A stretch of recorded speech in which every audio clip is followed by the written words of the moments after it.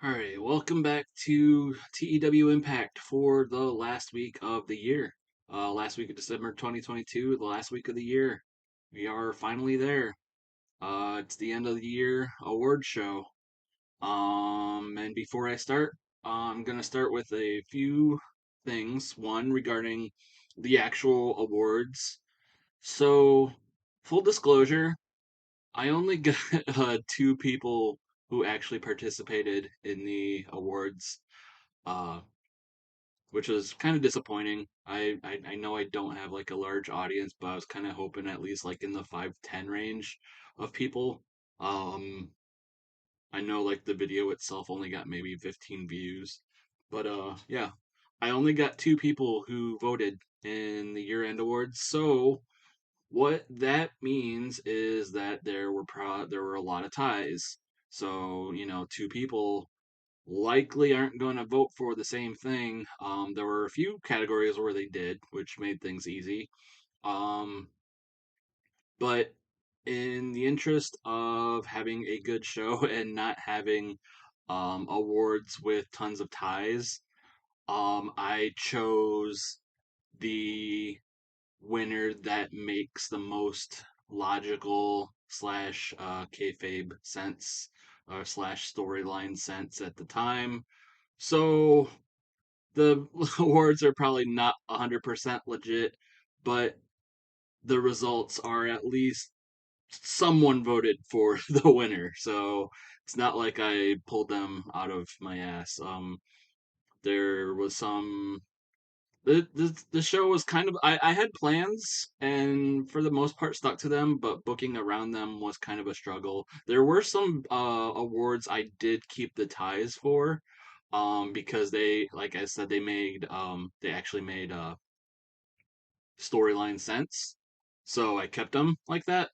Um and I think there's like two categories that I kept the ties, two maybe three categories that were voted unanimously, but everything else, is like one person voted for one thing, one person voted the other, and then basically I picked the one that made the most sense. So not completely legit, but it will have to do. And that kind of leads into my other point before I start the show. This might be my last one. Um, I know I've been mentioning it for a while. It's kind of gonna wind things down throughout the year. Um, but yeah, that that only having like two people vote was kind of disappointing. But the fact that one, I didn't really, it would be one thing if I had, amassed a big audience, which, I wasn't looking to do, but it would have been nice. It's another thing entirely that I don't exactly enjoy the process of making the videos. I was kind of hoping I would over time, but I didn't. Um, and I've mentioned this like on Twitter, but it finally hit me. Like, I think the reason I don't enjoy making these videos is that I came from like the old school, like doing writing diaries on EW Battleground, and I can just like write a diary like no problem, as long as I'm like keeping track of, you know, shows and matches and angles like I do, writing about them is no problem to me. Content creation is work. I see people doing it and on a much regular basis, and I don't know how they do it. Um, and as you can tell, like I'm, I'm not great at talking by myself, which you've probably gathered over the years, and probably why I haven't gotten too many fans. But two, recording and editing takes time, and that's just time that I would like to, allocate towards other things. Like I've mentioned before, the game will continue. Um, Maybe I'll do recap videos in the future, but I don't know. I kind of want to go back. Like I said, I can write a diary, like no business, like no problem. Just spit one out and I'll be done. But no one reads anymore. It's all videos, and making videos takes work. So that's time I would rather place elsewhere. So if for some chance, like Blogspot or whatever comes back into popularity, maybe I'll write a diary. But I don't know. Making videos just doesn't seem to be my thing. At least, not by myself. I'm kind of, more of a group effort sort of thing. Doing this on my own is kind of crappy, which is why I, kind of petered out over time, and like I said, this will probably be my last one. So if this is my last one, I want to thank everybody who has tuned in so far. I figured this would be the best place to stop. I don't even know if I'm gonna actually do a proper year-end video because, like, I doubt we're gonna win any of the in-game awards, which is kind of why I made uh awards for other people to vote on. But yeah. So yeah, that's my piece. Thanks for, you know, the select few that have stuck in there. Yeah. And with that said, let's go to the news. All right. So we don't have a lot of news to end the year, or at least end this week off. Most of it's due to final resolution, and not a lot else happened elsewhere. So let's go to final resolution. Overall rating was a 46, which was up from a 43 for Turning Point last month. Our overall ratings tied with Slammiversary for the second best pay per view that we've done this year. I believe Under Siege was the number one, which probably got a 47. Um, and that's kind of why I wanted to wait so I could put, if Final Resolution did well, I could make it available for the year end awards, and, it was. So, we put it in the voting. Pay-per-view buy rate was a 0.70, up from a 0.65 for Turning Point. Our best pay-per-view buy rate this year. So at least we're making money. Um, Something to point out: AEW actually ran a pay-per-view the same time, same day. Holiday Bash, we outdrew them. They only got a 0.53. I believe they had much bigger attendance and a much better show, but we outdrew them overall for pay-per-view buys. I think their main event was Punk versus Moxley or something like that, and they probably had like an overall rating in the 70s, and at least in attendance in the multiple thousands. Our attendance was only 1381, which was up from 1348, so we didn't even like boost our numbers up 40 people, but up nonetheless. Um, I don't think it was our most attended pay per view. I probably would have put that if it was, but probably at least somewhat up there. I think our beginning of the year pay per views were more attended. We've only dropped attendance for the most part over time, but increased quality over the year. So you win some, you lose some. That's kind of been the theme of this overall game. Impact news overall: Rhino has accepted a written contract extension. Um, I know Madison Rain we extended last week, or offered to her last week, and she has accepted. We only did a handshake for Madison Rain. I probably should have did that as a written. Madison Rain we mostly use as a road agent. Rhino we've given a written because he's just been there a long time. I probably should have did that for Madison Rain as well. Rhino is also a road agent, but also wrestling for us. Um, so yeah, extensions for contracts. And then we moved Hard to Kill from Saturday week 1 January to week 2. Just it's not like I said, this is probably going to be the last episode, so it's not like you'll ever see it. But when I was doing the booking and trying to space everything out, um, having Hard to Kill right at week 1 of the year only gave me an episode. Well, would be this episode and then the next episode of Impact to book a pay per view, which isn't ideal. I probably could have done it, but I gave myself another week to at least flesh it out a bit more. And you'll probably notice, at least in this episode, we're already booking towards Hard to Kill, and we set up quite a few matches, I think, for the show, if not the shows leading up to it. American news for WWE: Damian Priest defeated Kevin Owens on Raw to win the U.S. title for the second time. Mandy Rose and Noam Dar have left. Their contracts just not renewed. Mandy Rose, I'm debating about bringing in, but I wouldn't know what to do with her other than just have her show up and be hot and get sex appeal numbers. Like I said, I mentioned a couple of weeks ago, there is someone on deck to be leaving WWE in the coming weeks that might be out of our league, but I would like to get more than Mandy Rose, so she might not come in, but she might. Uh, and Charlotte and Andrade have broken up. I don't think they were married in this game, at least not yet. But it was just funny because Andrade just returned to the WWE in August, and now they're broken up. So, unfortunately for them. And then Hideki Suzuki has extended his deal with an exclusive written development deal. I know he's not currently there anymore in real life.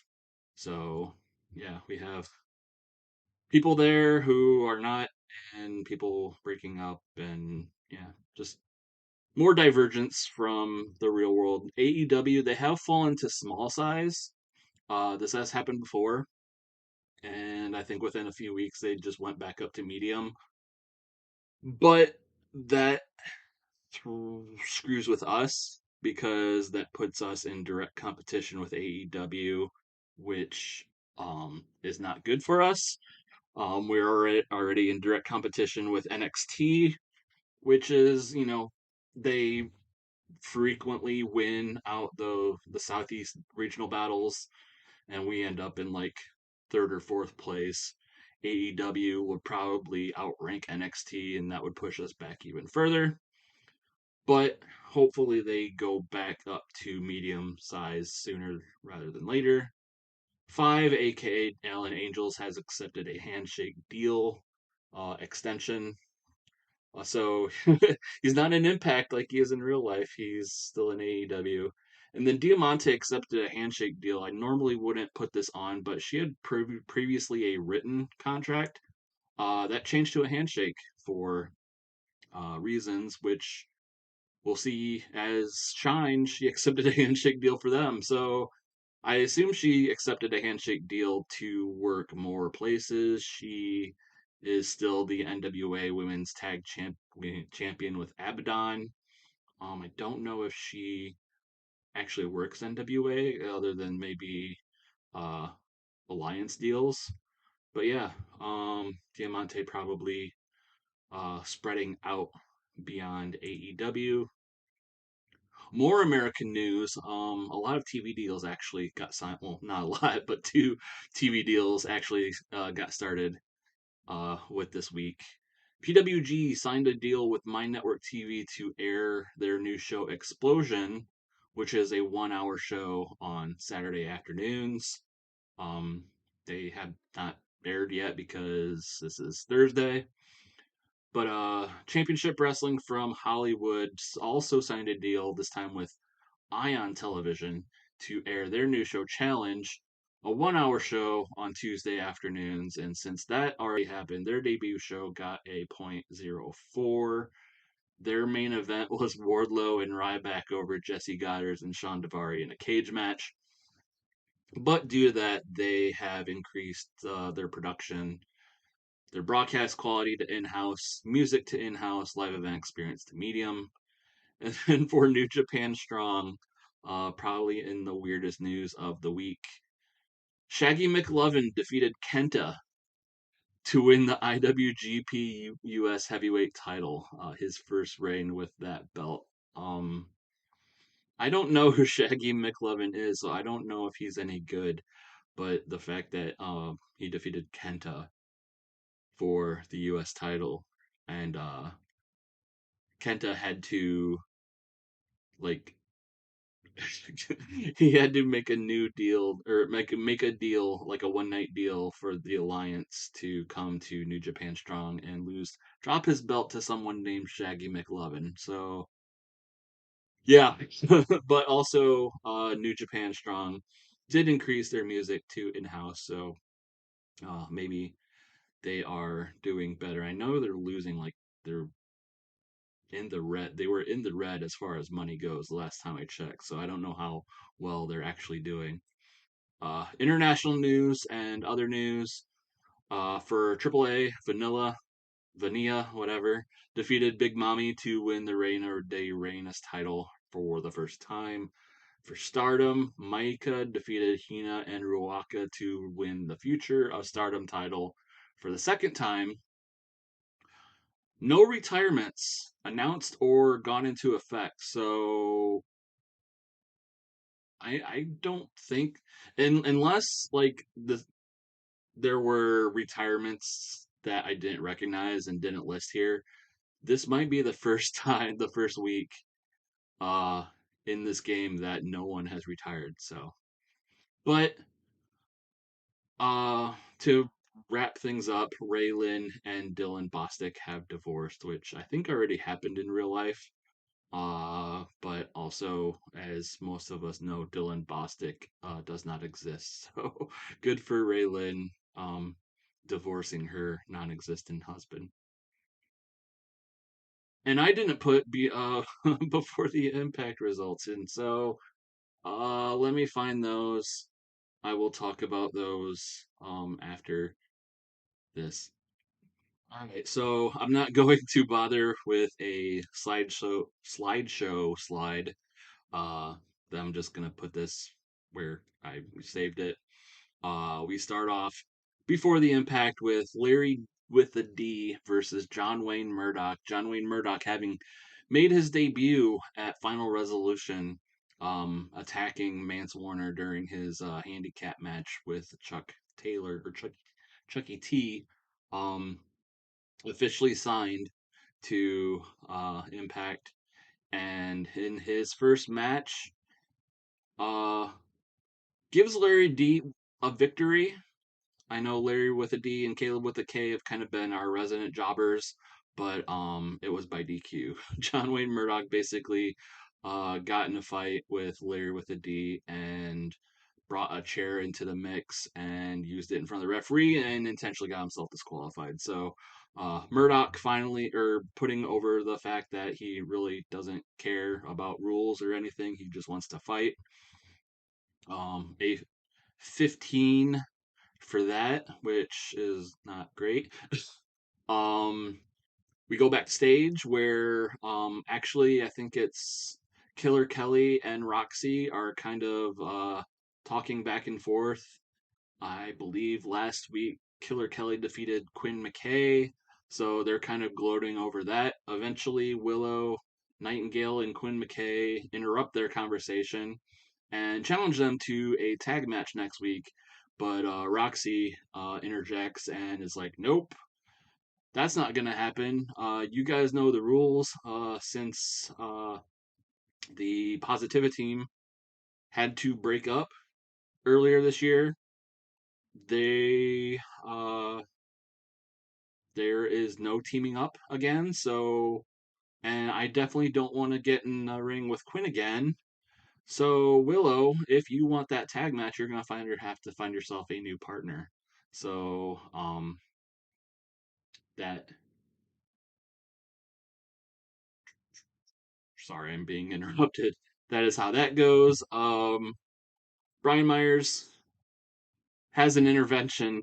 He shows up to train his crew, the Learning Tree and Dylan Postel, but instead he is confronted with a sit down, and they kind of talk about how Brian Myers has been uh, doing less training and more trying to get attention on himself and trying to win matches and doing so in extreme fashion. And Dylan just kind of puts it on the table that Brian Myers is getting too extreme, and this is his intervention um, of that, and it's probably going to be an ongoing thing.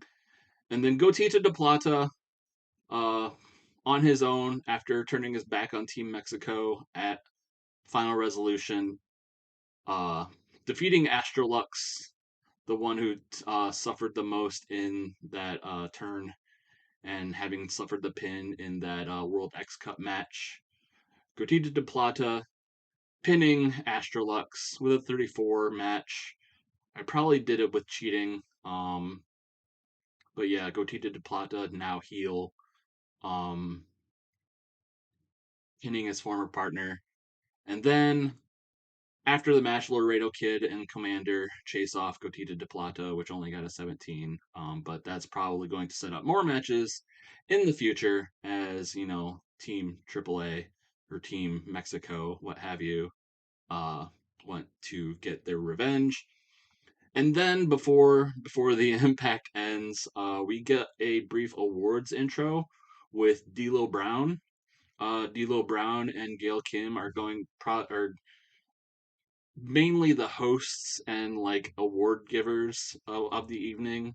And D'Lo starts off with some awards that aren't going to be given during Impact, which I will have to bring up now because I forgot.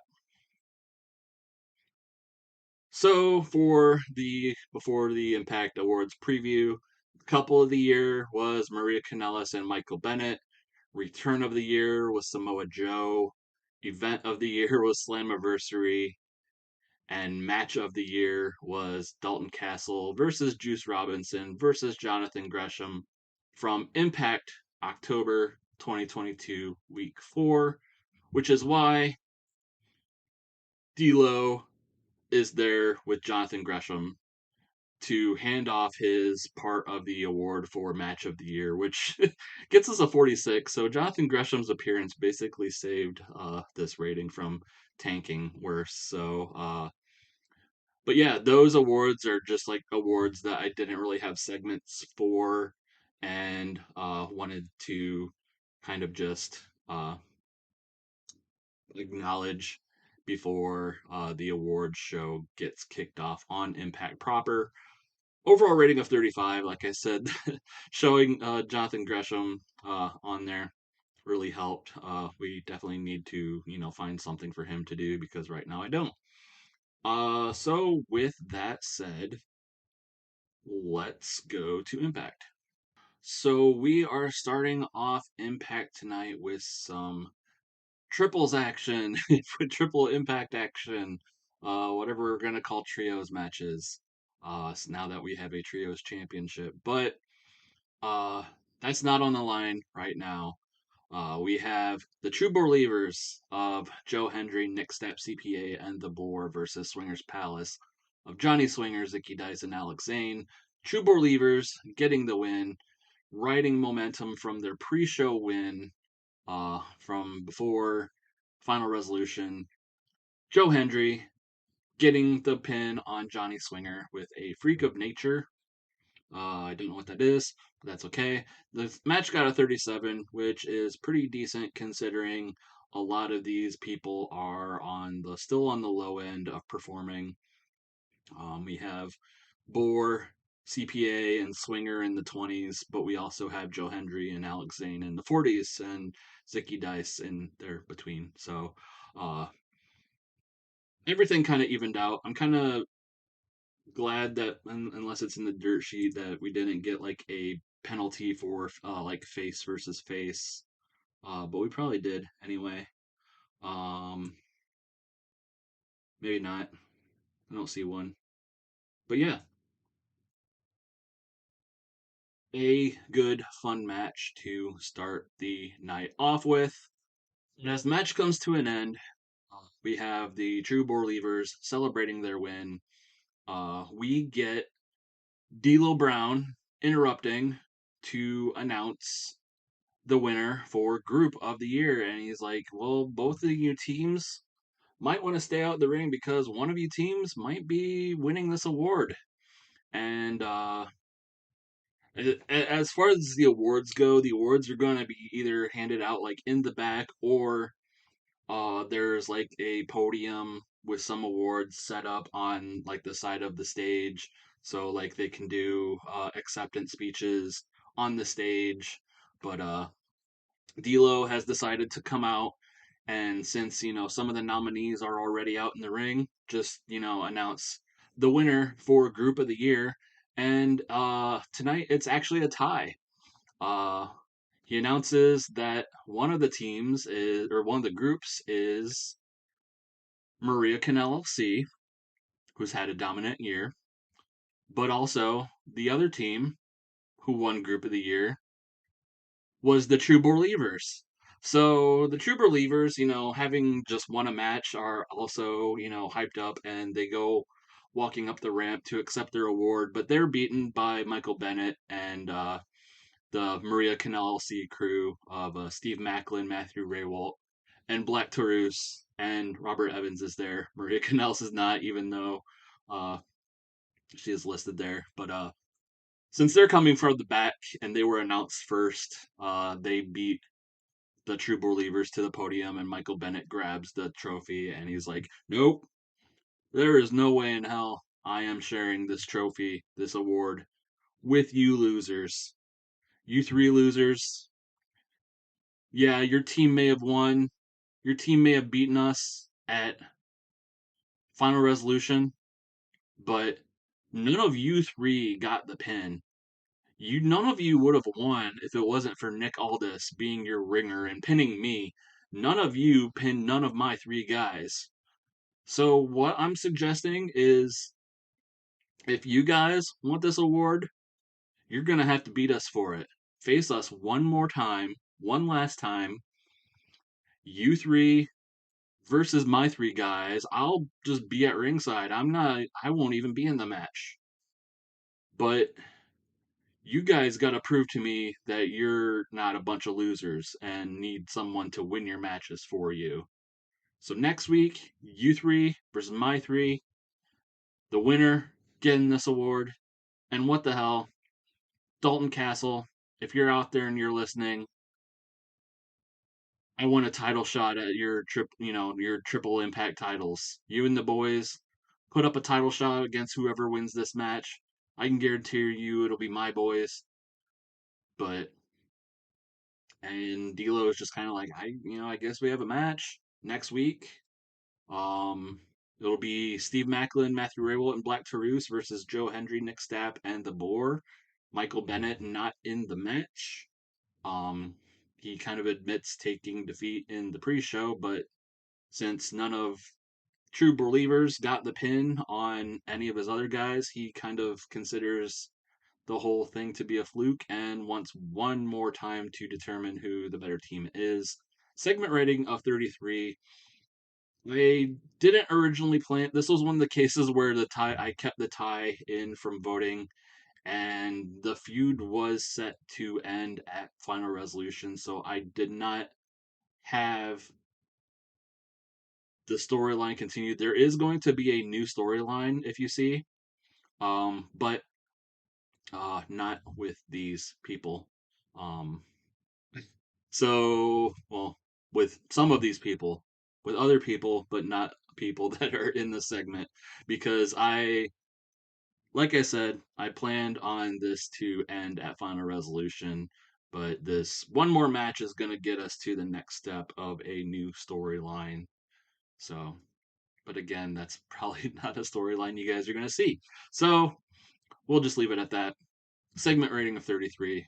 Whoever wins this match next week will win the best group trophy and get a title shot for Dalton Castle and the boys, triple impact champions. Speaking of Dalton Castle, he is backstage with the boys, interviewed by Gia Miller, and with the triple impact champions. But not only that, Gia Miller reveals, not only are Dalton Castle and the boys, triple Impact champions, they won triple awards tonight, which I'm going to have to bring up again because um, I closed it. But Dalton Castle, in addition to winning the triple Impact championship, won Newcomer of the Year, Mentor of the Year with the boys, and like we mentioned before, the Impact Match of the Year with Juice Robinson and Jonathan Gresham. So Gia Miller wants to, Dalton Castle. She wants to know how Dalton Castle's feeling. Dalton Castle's got to be on top of the world, and Dalton's like, you know what? I used to call myself the Peacock, but right now you might as well call me the Golden Goose, because look at me and my boys draped in gold. First ever triple impact champions. I got 3 trophies out of nowhere. I of course I'm on top of the world. And then Gia announces that, as we saw in the last segment, Michael Bennett issuing a challenge, whoever wins that match that they set up, wanting the next shot at the triple impact champions. And Dalton's like, well, we'll take on any team we want, or any team that wants us. But Michael Bennett, maybe you shouldn't be putting so much stock in your boys. You think your boys are gonna face my boys? Personally, I'd like to face, that, Pigman and the tax guy and the guy with the funny songs and all that. So Don Castle improvising well with the segment, but boy 1 and 2 didn't. I think I have like a lot of unscripted promos in this show, so we're gonna see who floats and who doesn't. Dalton does, the boys don't. Um, and I didn't want to do like part. I didn't want to have Dalton unscripted and then the boys scripted, even though they're probably not gonna say a damn thing, because then they'll get well, actually I think that's what I did, because yeah, they struggled because Dalton wasn't following the script. So he went unscripted, everyone else went scripted, and the boys struggled because of that. So segment rating of 23. So not a great promo, but still setting things up for next week and the future of the Triple Impact Championship. Meanwhile, we go backstage and we see Juice Robinson trying to get back. He's out in the parking lot, out in like the arena doors, and he's trying to get in. Security is holding him back. And he's like, "What do you mean I'm banned from the building? What are you talking about? I work here." And eventually D'Lo Brown comes out and he's like, "Yeah, you work here, but after your actions at Final Resolution, where you laid your hands and attacked a referee, you're officially suspended. So I can't have you, going around assaulting, you know, non-wrestlers and staff. I can't have you doing that. So you're suspended until further notice." And Jesus is like, "You can't do that." And D'Lo Brown's like, "Oh, well, hold on, wait a minute." And he goes in, steps in the arena, and then comes back. Is like, "Here, take your award. Now get your ass out of here." And Juice Robinson getting his award for match of the year, and Juice is like, that's like further insulting. It's like, what? You can't kick out an award winner. Like I won match of the year, and you're kicking me out. And that's kind of how the segment ends. Segment rating of 30. Juice, we turned heel at Final Resolution. Going to have him start acting more like he is in real life, kind of like his just his rock hard Juice Robinson. We probably won't call him rock hard, but as kind of going for like more of a loose cannon gimmick, I guess, which is why he attacked a referee and now he's suspended. So you know since he's suspended doesn't necessarily mean we'll see the last of him. He'll probably show up in other ways, but segment rating of 30 for that. And then we get a match, Mickey James versus Masha Slamovich. Fairly simple for Mickey James because we've kind of booked Masha Slamovich like crap lately. Well, overall in this game. Mickey James beating her in 4 minutes 31 with a long kiss goodnight. Segment ring of 23. This was honestly um, just something to pad out the show because, as you're gonna see, the show is almost all angles, and I only had like a couple matches, so we needed more matches. Um, this originally wasn't on the docket, but I kind of wanted something for Mickey James to do. Mickey James actually showing a little more attitude in this match and kind of I guess disrespecting Masha Slamovich, the younger, the veteran versus the younger, and she just kind of like not taking the match seriously, and after a few minutes just kind of ends things. And Nick Aldis is out at ringside supporting her, but she doesn't necessarily need the support because Mickey handily defeats Masha Slamovich and only gets a segment rating of 23 for that. We go to a segment that was filmed backstage at Final Resolution. We see Lance Archer and Ace Austin having come back from their match, well, Lance's match against Eddie Edwards that night, and they come back to the backstage area. Lance is pissed. He's like throwing random things around. He sees something. He's like tipping over tables and throwing, garbage cans and something stuff. And Austin just like, all right, hold on, cool it, cool it. I know you lost to Eddie Edwards. That sucks. But you know what we're gonna do? We need to calm down. We need to get level headed. We need to hang back. I know that's not necessarily your style, but just listen to me. You know, we're at the end of the year. People are going to be talking about their plans for next year. People are going to be laying out their hands, laying out their plans of what they want to do. We just need to hang back. We just need to watch them, and then we can have our pick of the litter. And any of those plans that look good to us, we can come in and swoop in and spoil them. You know. So I know you're pissed right now. It sucks, but if we're gonna, succeed next year, start off 2022, 2023 right, and make 2023 successful, we need to hang back and see what everyone else is doing, and then we can swoop in and take what they want. And then Lance Archer's like, yeah, and then everyone dies, and then Austin's like, yeah, we'll get there, because everyone dies, and death is inevitable, and so are we. So death is inevitable. I kind of debated making that their tag team when I thought it up, but I think I'm just gonna maybe name that their finishing move, whatever that may be.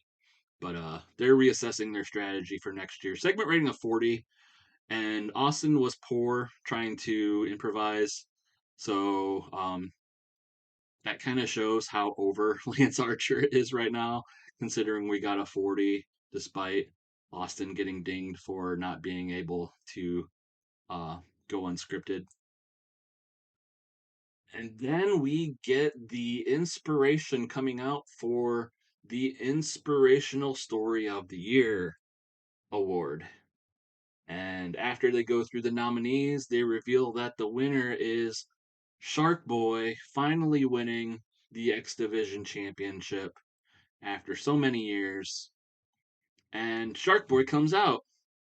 So Shark Boy is here to accept his award, and he comes out. He's got the the Stone Cold vest, but he's also got a bow tie on, and he comes out to accept his award, and he wants to thank, the fans that, he knows he's over the hill, but he wants to thank the fan. He knows that, the X Division was the title was kind of won under dubious means, but it was something he always strove to want to win, and he finally did it. Eventually, his acceptance speech is interrupted by Danhausen.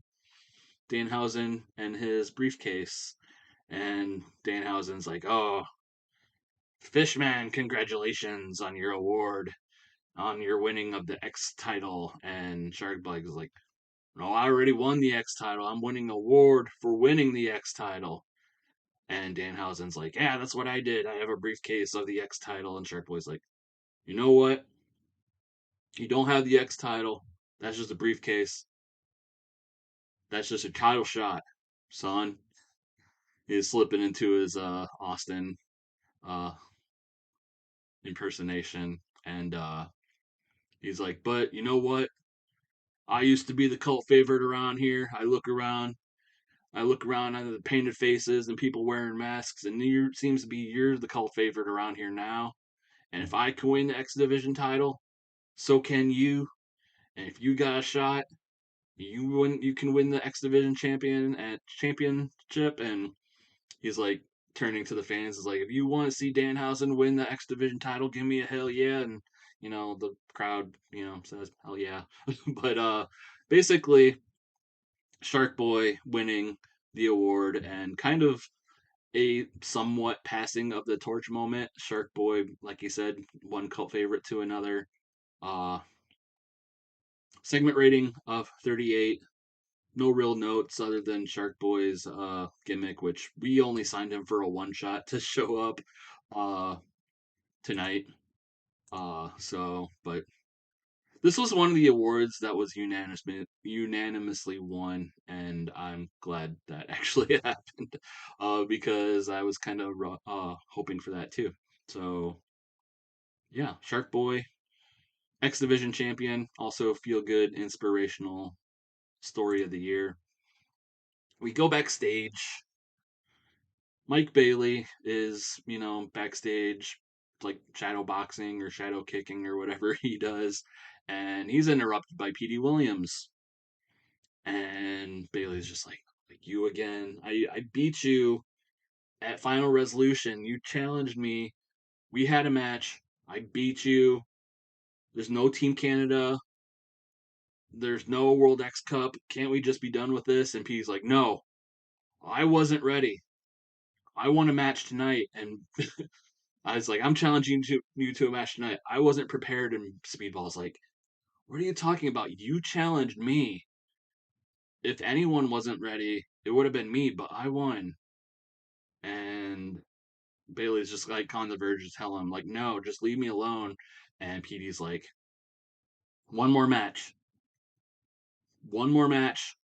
Tonight, you and me, we're done. No more of this. And Bailey's like, one more match. This is it. Petey's just like, this is it. One more match. Whoever wins, we're done. Bailey's like, fine. Last match. Let's do it tonight.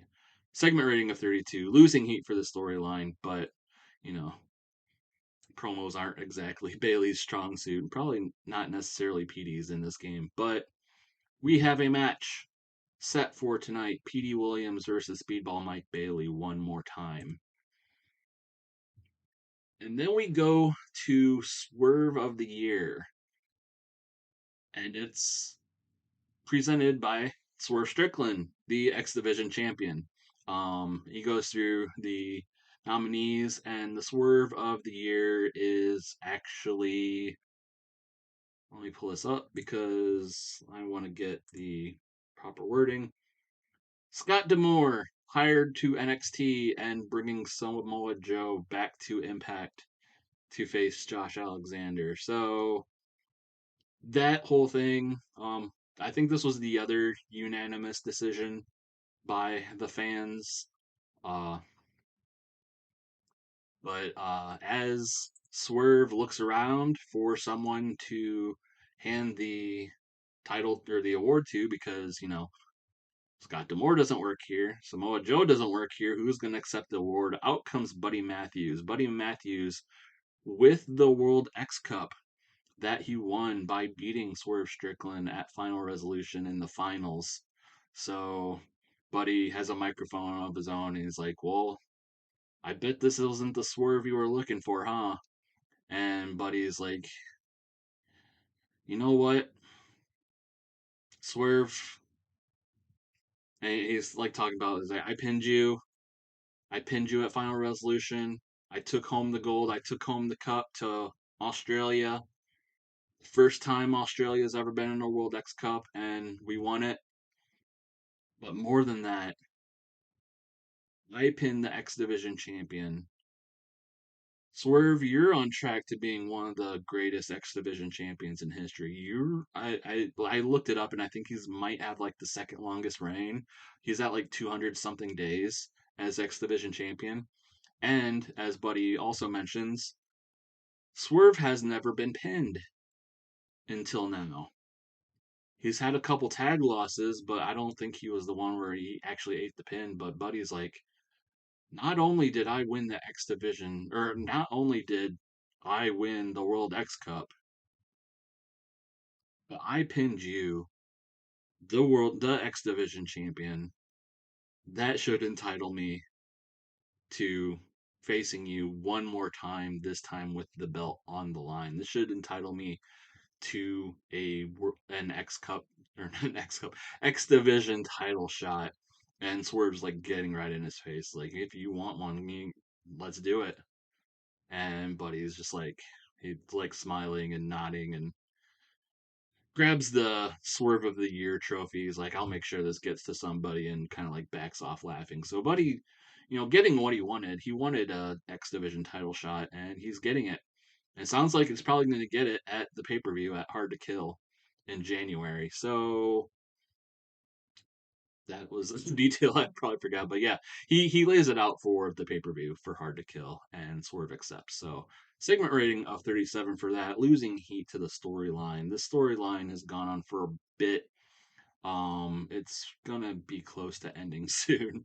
Um, and then in some more fallout from the World X Cup, we got Jonah from Team Australia, the Team Australia lieutenant, versus Rep 419 in a handicap match. And in that match, Jonah defeats Rep 419, Jonah pinning Sam Beal with a brainbuster. Uh, Sam Beal, the weak link, as to be expected, but improving. I don't think he used to be at 34, so and Jonah's at a 48, Trey's at a 45, so Sam is slowly improving. And a segment rating of 39, which isn't horrible, but basically I wouldn't say a squash, but you know, Jonah being practically the size of these two, they probably could have eaten both of these guys and being the same size. So Jonah pinning Rep 419. And then after the match, yeah, I believe Willie Mack runs out and they gets into a brawl with Jonah, which has to be pulled apart. Willie Mack um, also having his own problems with Jonah. I believe Jonah has pinned Willie Mack twice now. So of course Willie Mack's not going to take kindly to that, and not take kindly to his Jonah uh, doing what he wants to his former teammates in Team USA. So he comes out and they brawl, and it gets a segment rating of 38. So probably more to come with them soon.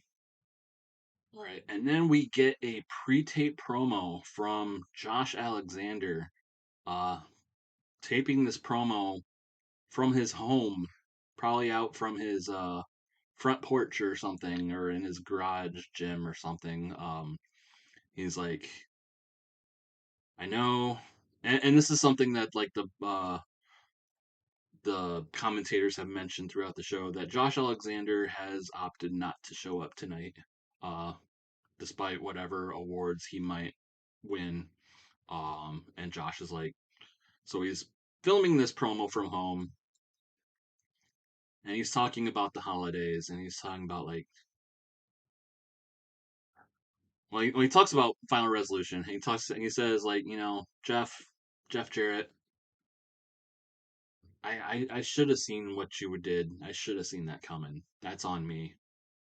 And I'm sure you and Christian have your explanations as to doing what you did, but I honestly don't care at this point, because right now it's the holidays, and sure, I might have had a good year this year, or I had a great year. I was world champion most of the year. I defeated a lot of names, defended the title, put Impact on my back like I said I was going to do. But now that not only do I not have the world championship, but I'm unable to contend for it for the next year, for 2023. And now that it's the holidays and we're getting ready, and I look at my kids, they know something's up. They know something's wrong with daddy. He's thinking about something. All I can think about is how much less I am going to provide for my family.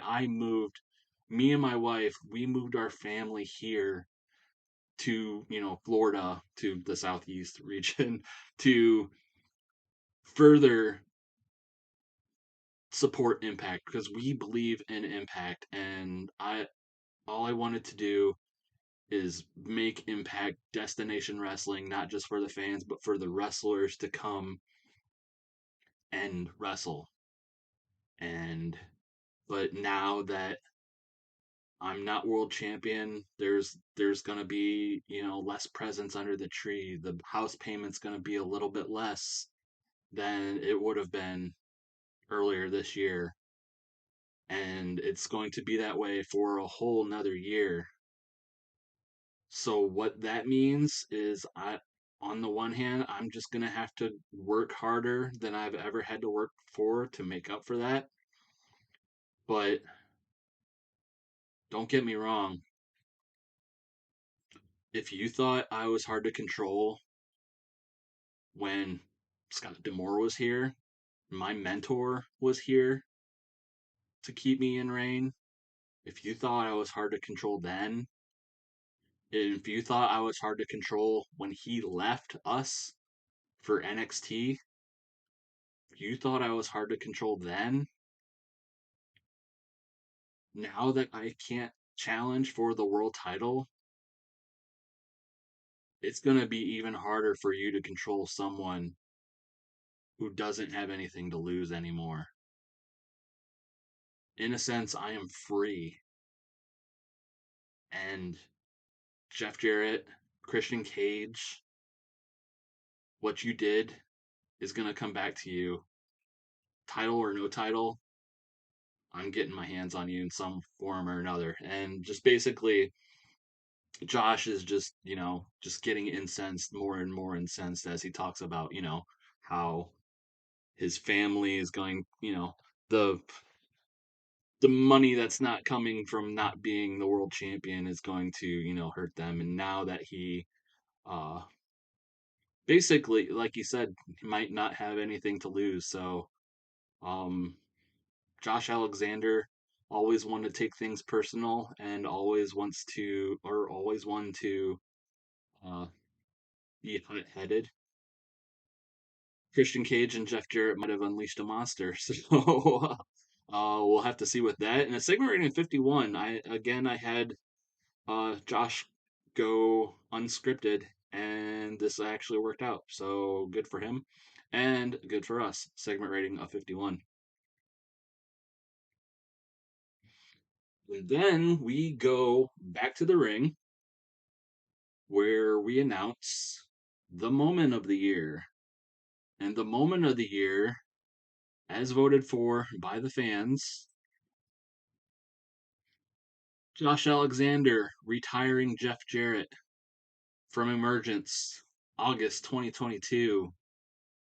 So yeah, Josh Alexander defeating Jeff Jarrett in his last match and retiring him.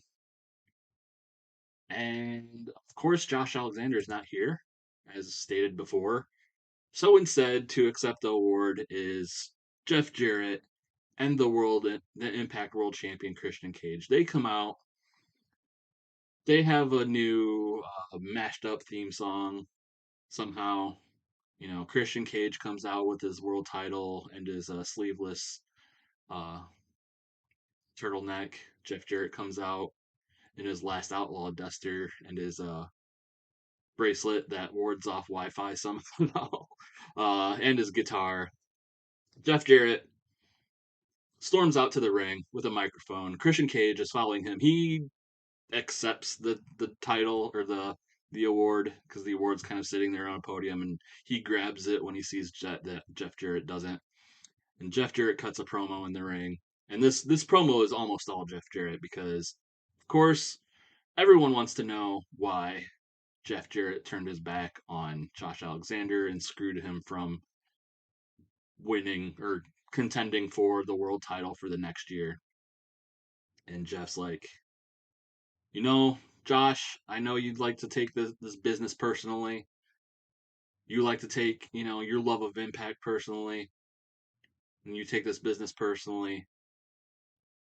But I'm second generation wrestler, third generation promoter.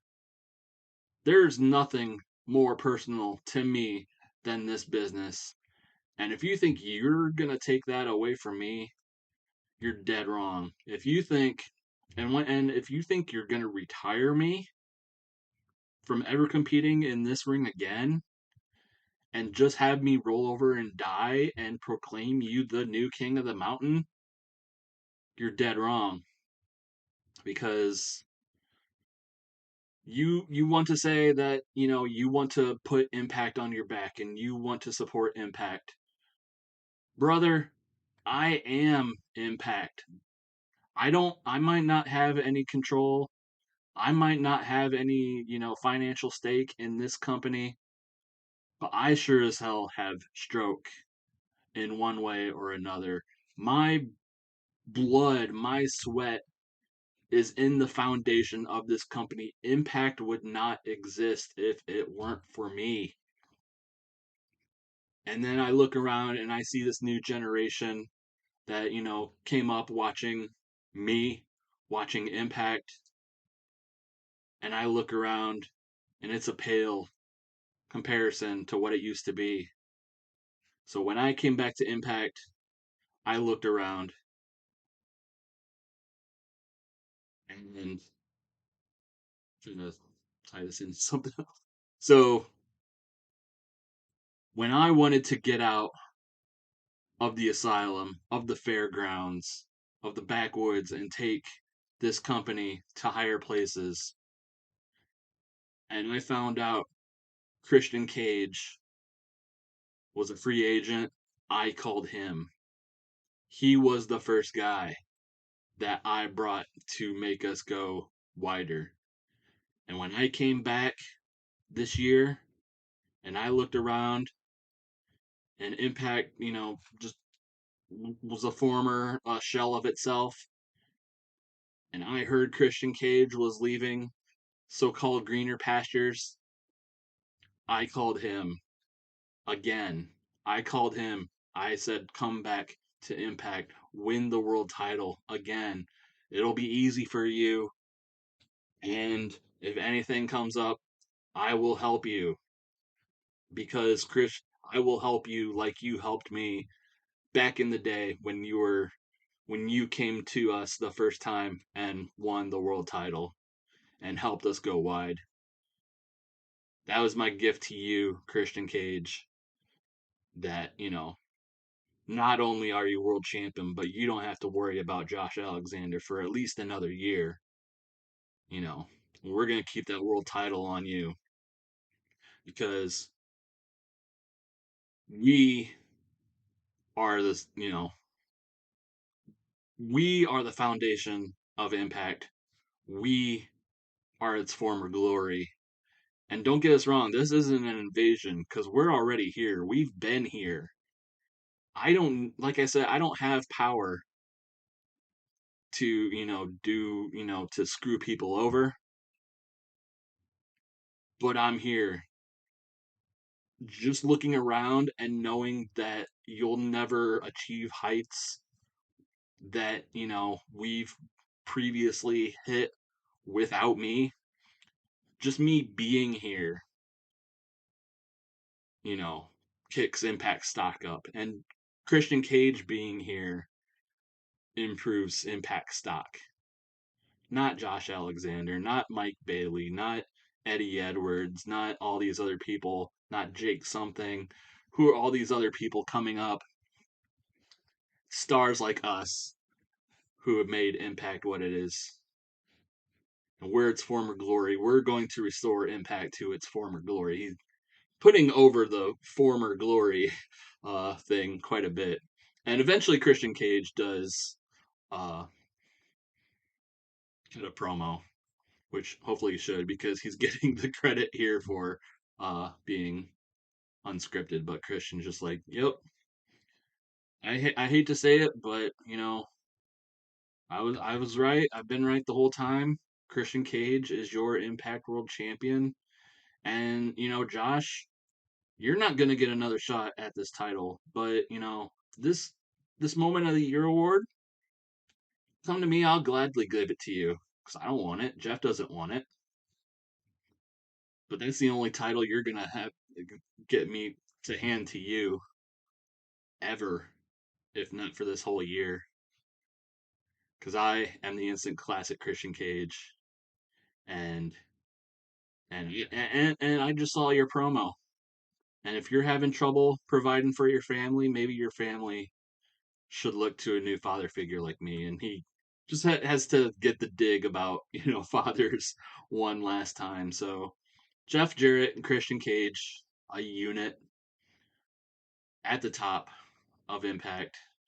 Christian Cage, the world champion, still, and having screwed Josh Alexander for becoming or contending for the world title for a whole year. Segment rating of 50, which is still pretty good. It didn't, it was one less than Josh Alexander's promo, but we got to where we wanted to go with it.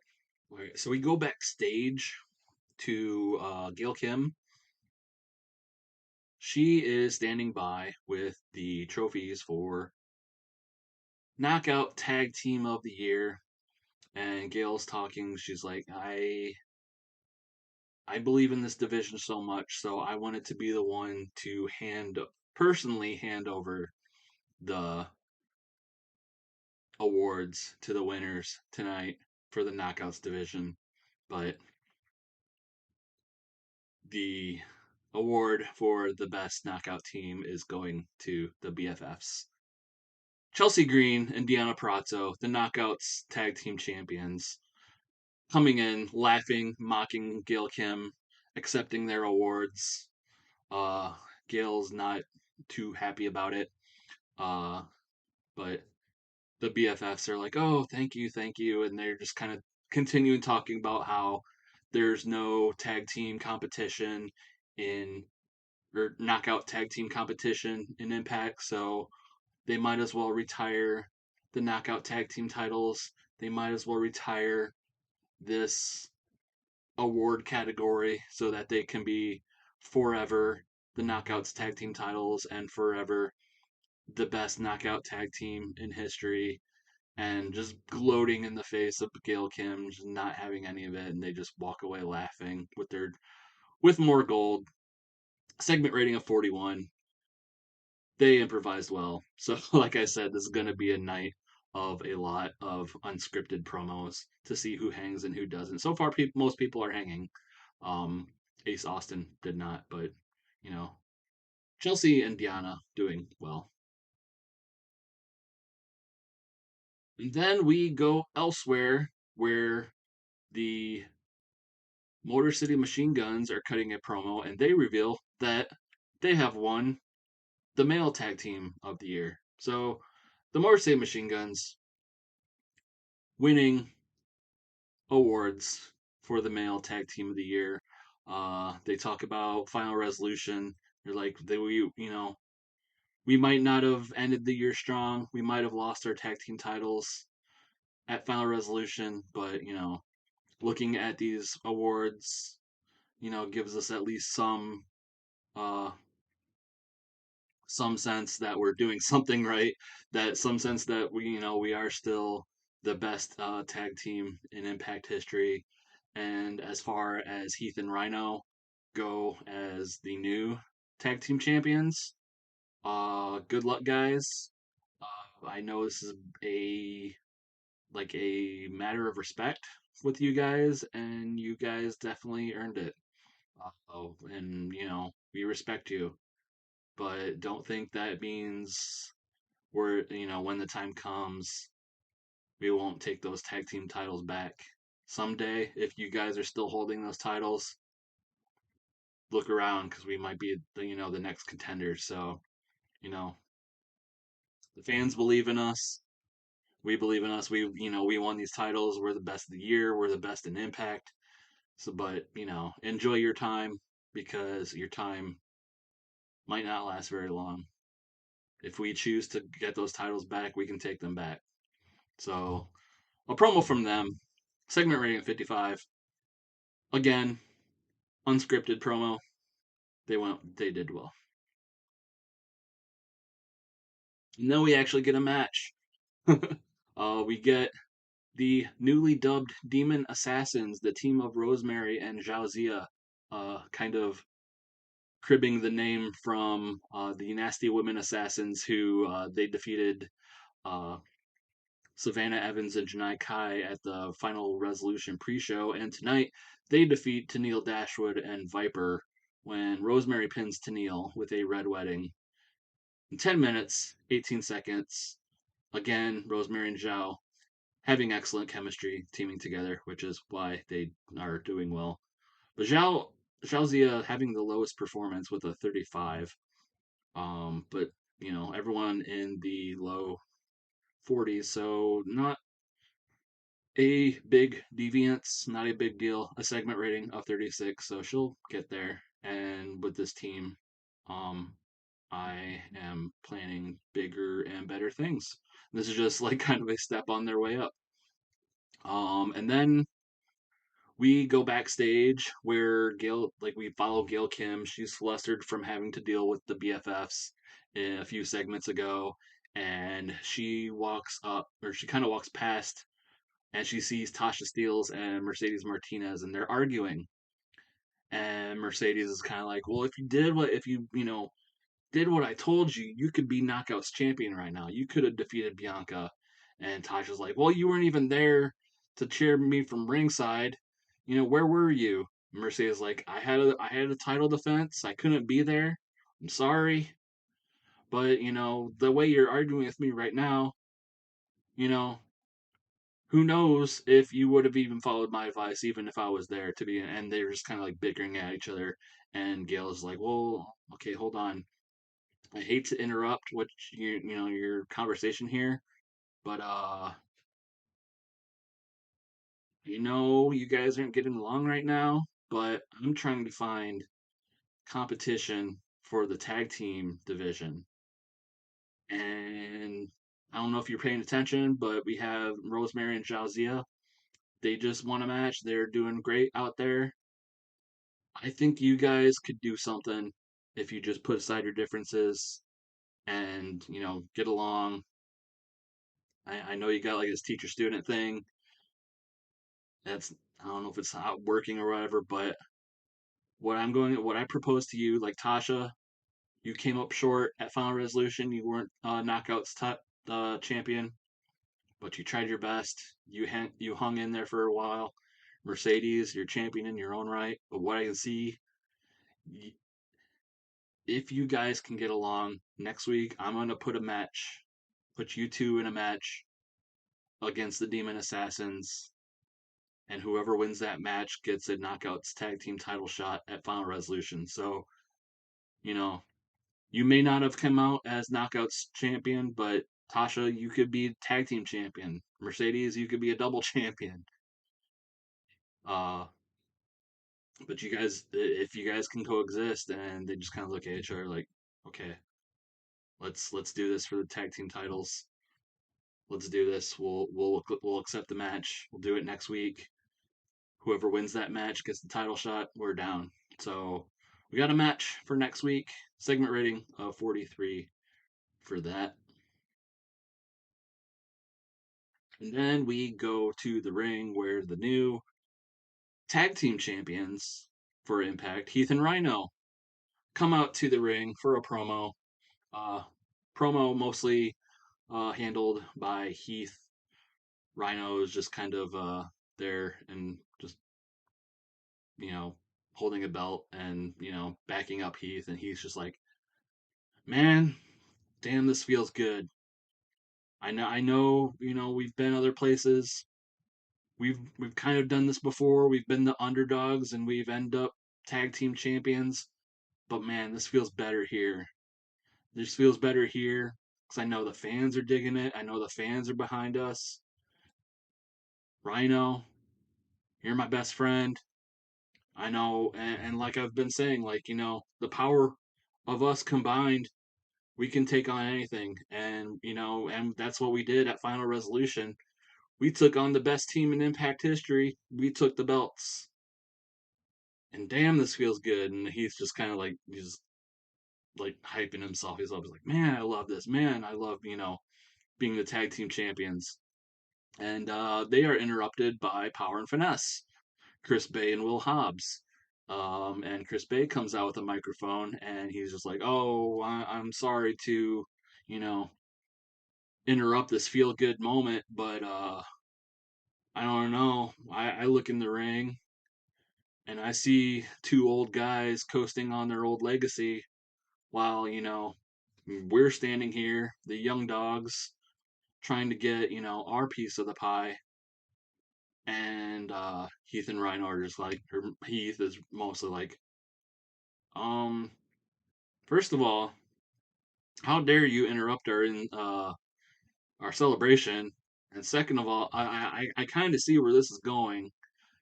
I think you want to challenge us to a title shot, but didn't you guys lose at Final Resolution in that triple impact title match? And Bay and Hobbs look at each other, and Bay's like, I didn't lose. I didn't get pinned. Will, did you get pinned? No. No, you didn't get pinned? As far as we're concerned, uh, we didn't, neither of us lost. So that makes us a good contender for. Thanks, Battery Saver. That makes us as much of a contender as any other team. So, what do you guys say? You guys want to be fighting champions or not? And meanwhile, like Rhino and Will Hobbs are just kind of like the stoic. They're just like kind of like the big stoic figures staring daggers at each other while Heath and Bay are, dealing with the mic work. And eventually Heath accepts. So it looks like we got a match for the titles. Again, probably at the pay per view. So Heath and Rhino, the first defense may be against Power and Finesse. We'll see. Um, Segment ring of 39. Heath and Bay again going unscripted and doing well. So that's good to see. I think I had Rhino and Will as Menace because they were mostly just standing there staring at each other and looking menacing. So that's how that works. So then, after like a commercial break or something, we go to the podium where D'Lo Brown is standing by, and he is going to announce the next big thing. The whoever the fans predict to have a great 2023, if you will. Whoever they see as whoever's going to step up next. And he opens the envelope, and once again, it's another tie. This time, the people who think the the guys who the people think want to be the next big thing for 2023. One of them is Chucky T. The other one is Mance Warner. So Chucky T comes out. He accepts the uh, award, and he's like, you know, I know this was voted on by the fans, and I want to thank all you dumbass fans for thinking I'm so great. And I promise that I'm going to step on whoever I want to get what I want in the next year. And basically just going into business for himself. Eventually, Mance comes out to the ring or to the podium to accept for himself, um, or at least attempt to. He tries to grab the trophy, and Chucky's just like pulling it away. And Mance is like, fine, whatever. Just tell me this. I know we're supposed to have a handicap match. Final resolution. Tell me you didn't have anything to do with John Wayne Murdoch coming and screwing with it that match and pulling me out of it. Just try and tell me that, because I'm not gonna believe you. And Chucky T's like, I didn't tell John Wayne Murdoch to come to Impact to beat you up. I might have called him and told him that you said some untoward things about his mother, but he did that on his own. Him showing up, that was all him. I didn't have to tell him anything other than what you said about his mom. And Mance is like, I didn't say anything about his mom. And they get into like a shoving match, but eventually John Wayne Murdoch comes out, blasts Mance Warner from behind.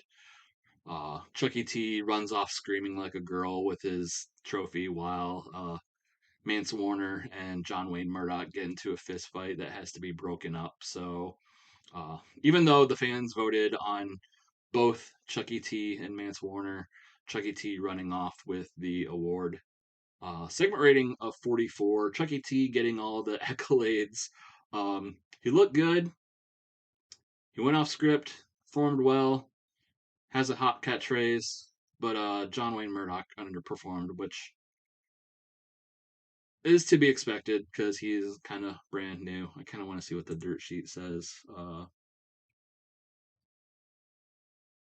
Everyone got bonuses, so nothing really got dinged. It's just that John Wayne Murdoch is, maybe not in the echelon Chucky T is right now, but that's why he's kind of feuding with Mance Warner.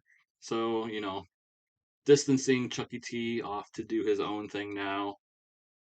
Danhausen maybe off trying to get the X Division title. We'll see how that works out. But now we got Mance having to deal with John Wayne Murdoch and just, that existing to just see have, people have beat the crap out of each other. That's the main reason why that feud is there. But a segment rating of 44 for this. We go backstage, we kind of see the overall roster kind of milling about. Um, it's kind of like wondering who's going to be the superstar or the wrestler of the year. We kind of see a lot of the people that are up in contention for that. And Eddie is kind of like talking. He's like, "You know what? I had a hell of a match with Lance Archer at Final Resolution.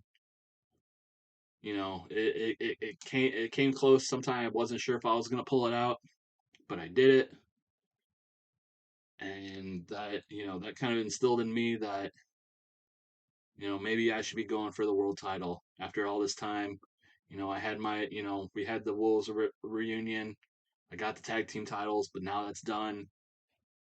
I beat Lance Archer, and I think I'm ready. I think I'm ready to go after the world title. And eventually, Jake something like kind of like comes in. He's like, well, I couldn't help overhearing you, but I had a hell of a match with Brody King myself. Had to put him in a casket to finally deal with him. But I've been doing my thing all year, and you know what? I think I'm in the same boat. I think I'm ready to go after the world title. And they're kind of like eyeing each other up. And eventually W. Morrissey hovers over in their direction. He's like, whoa, you guys, I did this last week. I was the one who said, 2023 was going to be my year where I'm the world champion. And now you guys are hopping on, your own, you know, huffing your own farts about, getting high on your own supply and thinking you're going to be the world champion. No, there's only going to be one world champion. It's going to be me. And they're, and he's like, oh, I'm going to be world champion. Jake's like, oh, I'm going to be world champion. So they're all kind of arguing about who's maybe next in line for, a world title shot. We'll see how that works itself out. But, three big names in Impact, and they're all vying for the world title. So, segment rating of 45 for that.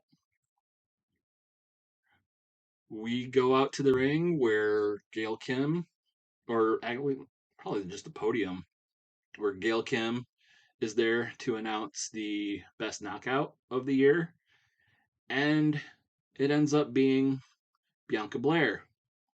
Bianca Blair, having just come off a fresh victory against Tasha Steelz at Final Resolution, retaining the Knockouts title.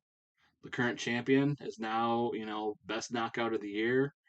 And Gail congratulates Bianca, and Bianca goes to give her speech, and she's talking about, how she's only been here for a short time, but in that time, not only has she become Knockouts champion, but she's, gotten the support of the fans, and she wants to thank the fans, and, you know, she knows that she's only been here a few months, but she plans on being here for a long time and holding the belt with pride. And eventually, Jordan Grace comes out to interrupt her speech.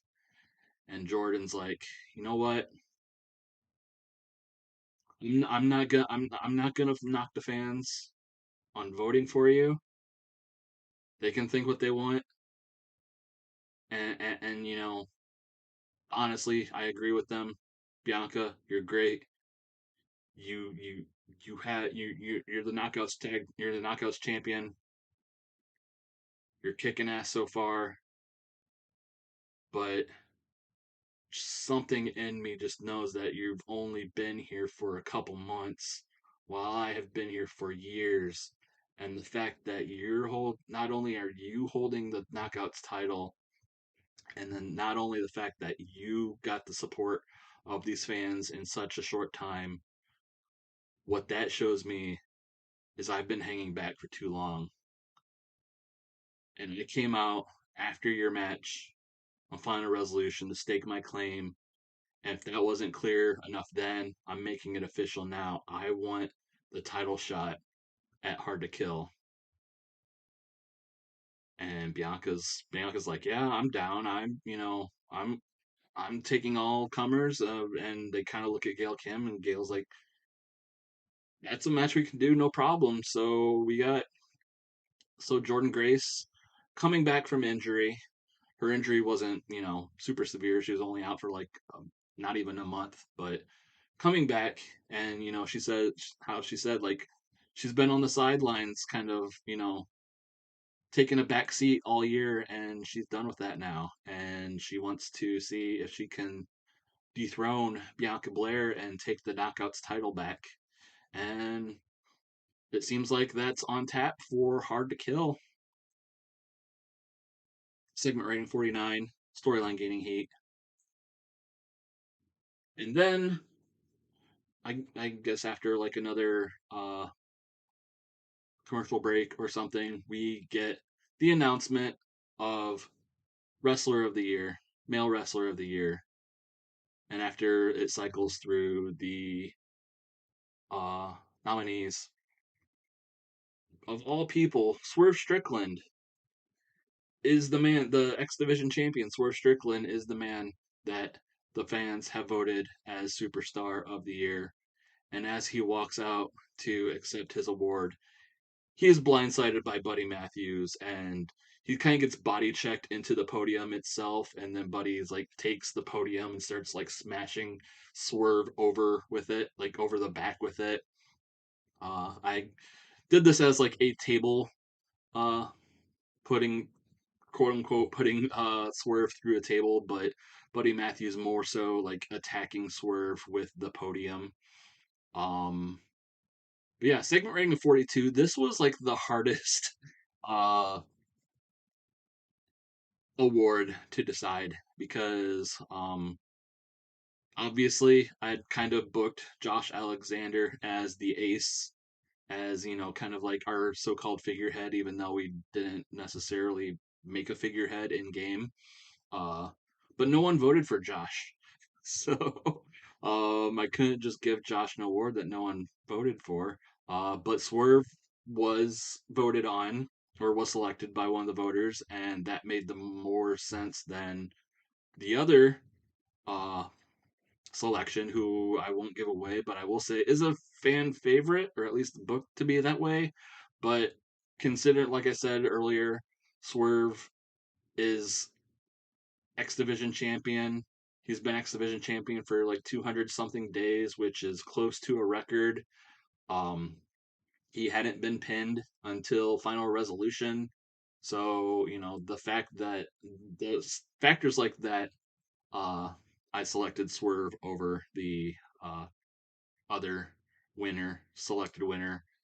And this was also kind of like a throwaway segment. I didn't know how to do it because they had a segment earlier in the night that was planned, like, the Swerve of the Year award where Buddy Matthews comes out and challenges for a title shot. That was already planned. And I wasn't sure if I could just do another angle with them. So I just kind of had this angle where Swerve comes out and, doesn't even get a chance to accept his award. He's blindsided by Buddy Matthews and gets the podium smashed over him. So that was the only way I could think of to um, factor that in. So if that feels half-assed to you, it probably is. Segment rating of 42 for that. And then I think we are at our main event, finally. Speedball Mike Bailey versus Petey Williams. Petey wanting this match and wanting one more match against Mike Bailey. And after 12 minutes, 47 minutes, well, after 12 minutes, Petey gets the win over Mike Bailey, and you get the sense of why Petey wanted this match because Christian Cage, the Impact World Champion, eventually comes out with the belt. Petey whips Speedball into the ropes. Christian and Jeff Jarrett come out. Jeff Jarrett distracts the ref. Petey whips Mike Bailey into the ropes.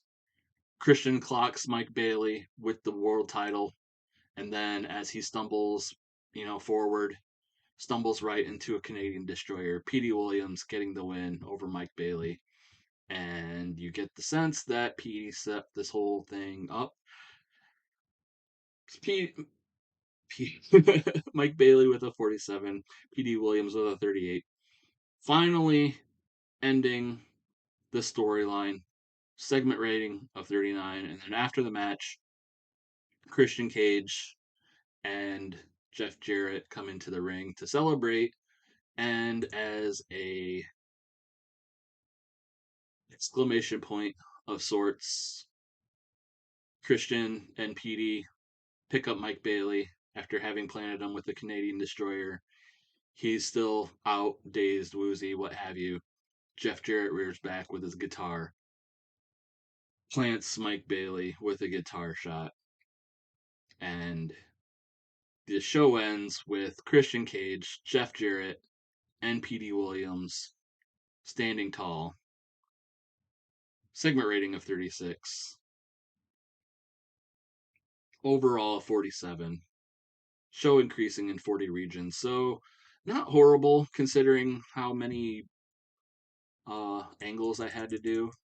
Uh, I didn't have a lot of matches, and some of the matches were afterthoughts. And I'm glad the most of the unscripted promos actually delivered because that's probably where a lot of our good numbers came from. Machine Guns, the BFFs, Christian, Josh Alexander, Chucky T, all unscripted and delivering. So that did a lot for us. And yeah, that's how we're gonna end the year. Uh, we got a new overlooming threat of Christian Cage, Jeff Jarrett, and now Petey Williams. And then we also got some matches for Hard to Kill. We got a Knockouts title defense. We got a X Division title defense. We got a possible Knockouts tag team title defense. We still got to determine uh, the challengers and a tag team title defense. So yeah, that's how we end December. That's how we end the year, and that might be how I end these videos. So, like I said, I don't know if I'm gonna come back to this. The game's gonna continue, but the videos aren't. So like I might do recap videos, but I might not. Um, and my throat is already getting kind of raw, so that might be a sign to just end things. Thanks for everyone who has turned into these piece of crap videos that I do in my free time. I know there's not a lot of you, but anyone who has hung on this long, um, I don't know. I don't know what to say. Just thanks. And maybe I'll be back. Maybe I won't be. Maybe I'll be doing something different. And maybe you guys stick around. Maybe you don't. I don't know. But yeah, I'm starting to get tired and my throat is getting raw, so I'm just gonna shut up now. Thanks.